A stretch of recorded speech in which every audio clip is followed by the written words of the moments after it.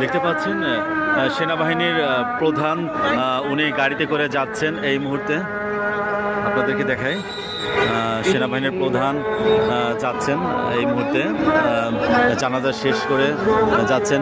এবং পাশাপাশি নৌবাহিনীর প্রধান তার গাড়ি বহর এই মুহূর্তে কিন্তু সংসদ ভবনের সামনে মানিক মিয়া এভিনিউ থেকে হেডকোয়ার্টারে যাচ্ছেন। পাশাপাশি বিমান বাহিনীর প্রধান তার গাড়িটিও কিন্তু এই মুহূর্তে স্থান ত্যাগ করছেন। আপনাদেরকে দেখাই, SSF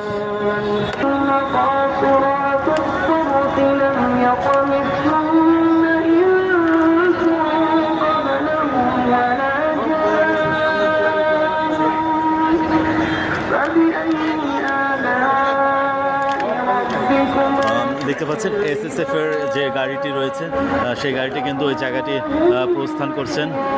মানিক মিয়া এভিনিউ থেকে তারা তাদের হেডকোয়ার্টার যাচ্ছেন এবং এখানে এসেছেন আল্লামা সাঈদীর যে তার পুত্র মাসুদ সাঈদ, সে কিন্তু জানাজায় উপস্থিত হয়েছেন, দেখতে পাচ্ছেন।